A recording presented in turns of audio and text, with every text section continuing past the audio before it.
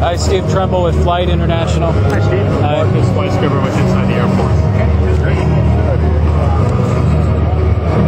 You guys have any particular questions for us? Actually, I'd love to ask, are there any plans or discussions going on to potentially weaponize any of the HC variants?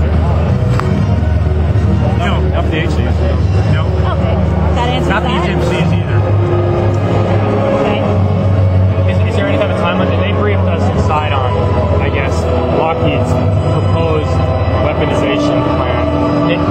Is it out there? Is it 5-10 years out there, or is it something that is discussed, or is this land AIDS land away from future type stuff? Right, it's something that's being looked at currently for other MC-130 variants. Like the whiskey model? In the near term, exactly, for the whiskey.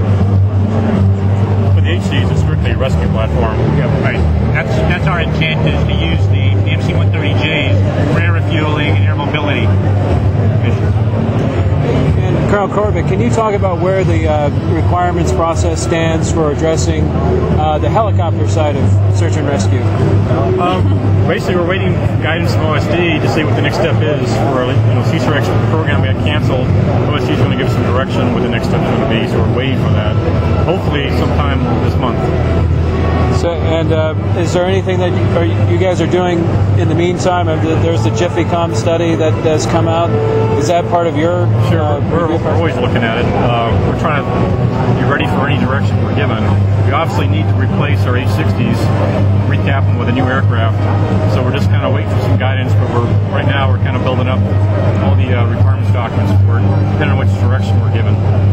And you guys purchased 2 Blackhawks that you're going to modify into the PAVHawk version, right? Those are, we call that the Operational Loss Replacement Program. Okay. It's for the 12 H-60Gs we've lost.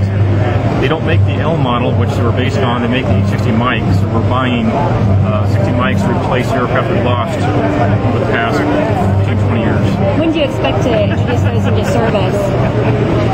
That's part of the process we're trying to work out with our program office.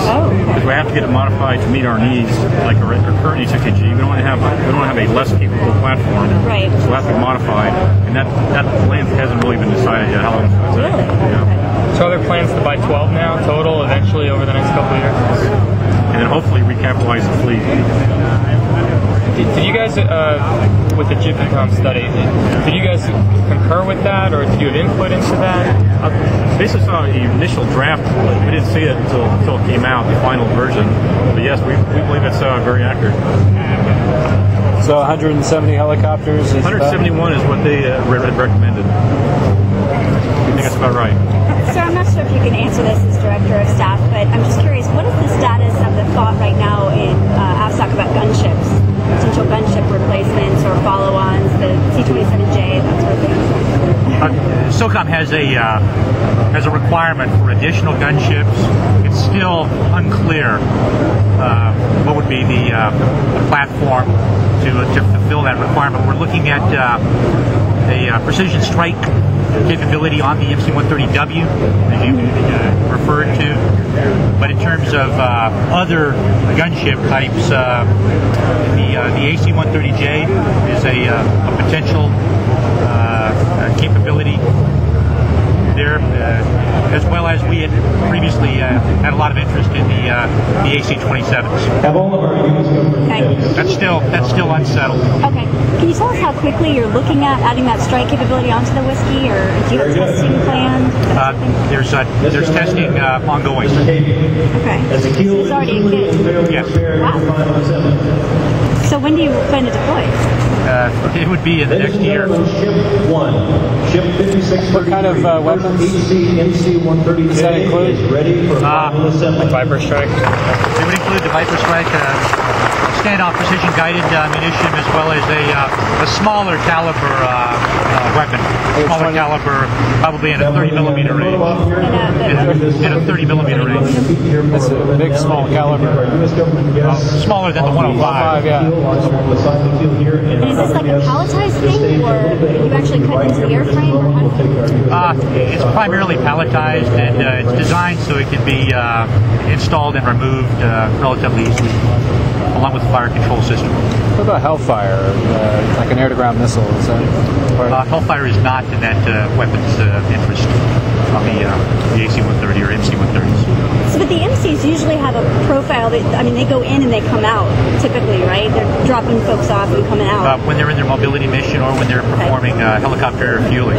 So are you looking at having a loitering type mission for them with a weaponized capability? It would be a similar mission set as you have currently with the AC-130Hs and AC-130Us. You would take advantage of the range of the C-130 along with the in-flight refueling capability. Okay. Is there any type of time frame on when AC-130Js, has Lockheed told you when they can build them by, or?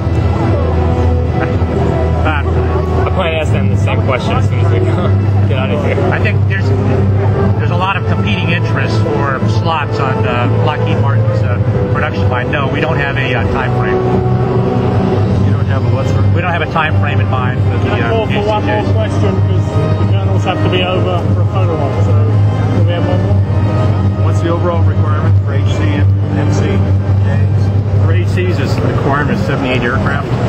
That's to replace our fleet of about 40-year-old AC-130s out there right now. They're having really difficult times keeping aircraft availability. Okay, so this is going to be huge. The MC? On the MC, it's 37 aircraft that would replace the 45-year-old MC-130Es, of which we have 10, and 23 of the 40-year-old MC-130Ps.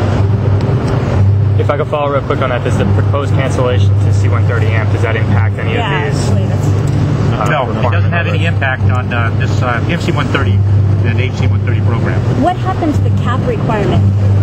There was the CAP AMP program, which was the specialized SOCOM version. Do you guys still have a requirement for that?